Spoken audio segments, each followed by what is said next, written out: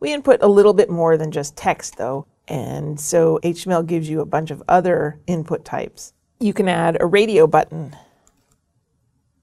Input type equals radio. Remember to give it an ID. My button. And for this one, you don't actually have to give it a label if you don't want to, because we're just showing you what it looks like. But I usually put radio button labels after the fact. So you again would do the label for equals my button. Pick me. Radio buttons, they're like a selection that you can only choose one out of the group. So if you have more than one radio button, IDs, as I've said before, they have to be unique. So this is where you would need to have a name for your radio button group. And you'd have a name, say radio group. Could be anything. And then we'll add another radio button to this radio group. And I'm just going to grab my HTML for that first radio button.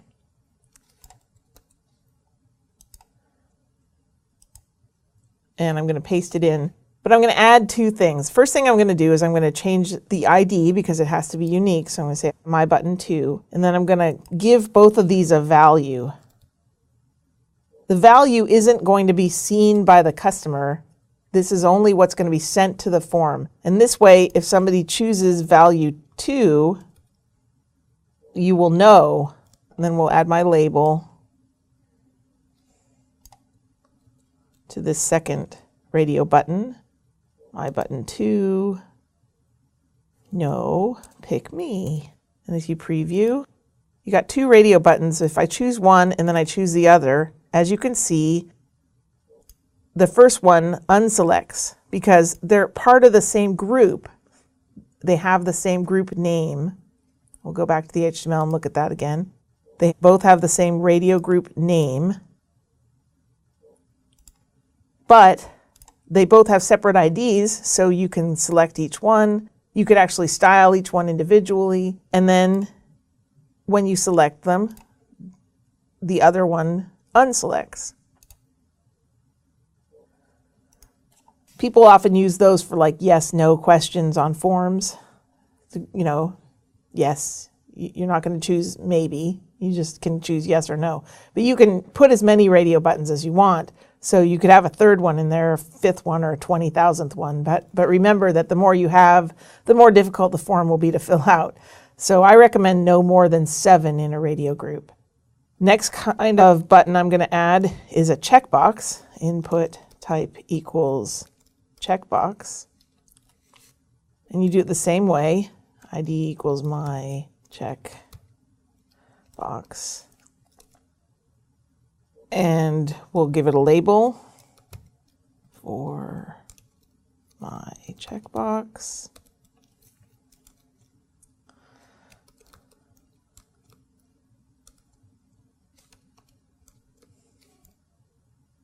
And then when we view it, now this is a checkbox.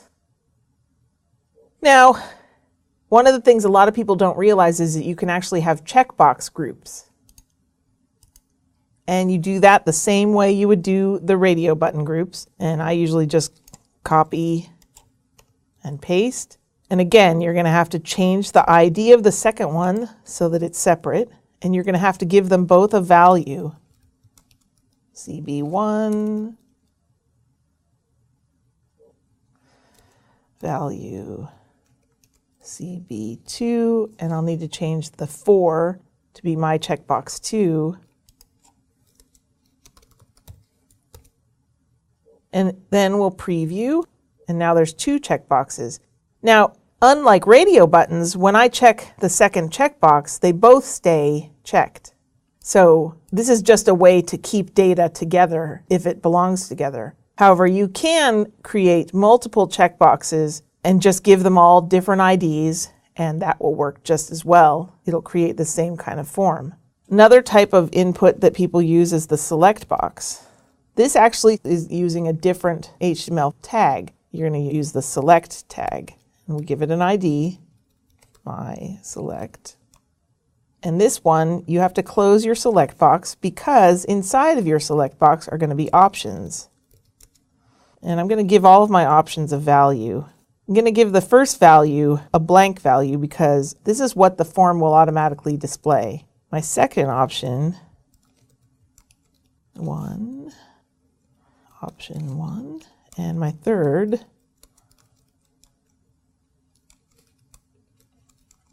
option 2.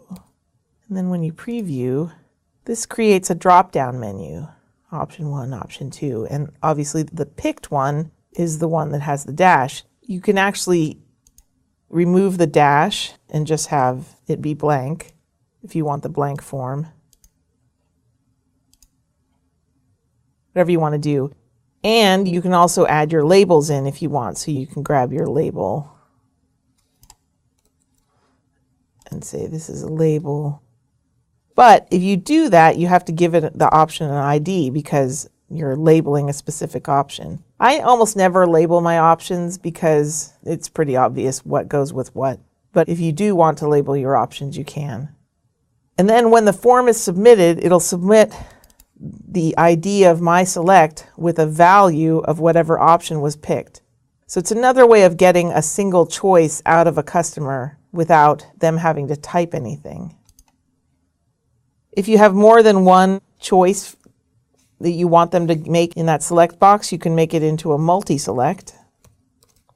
And to do that, you just add the attribute multiple, and it actually is prompting for a value, so you want to say true.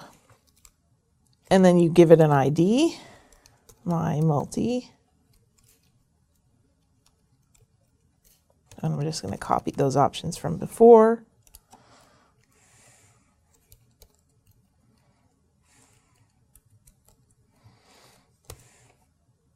And the difference here is that now, instead of being a single row drop-down button, all 3 rows are showing. In fact, 4 rows are showing, I only have 3 in my HTML. Let's add another one.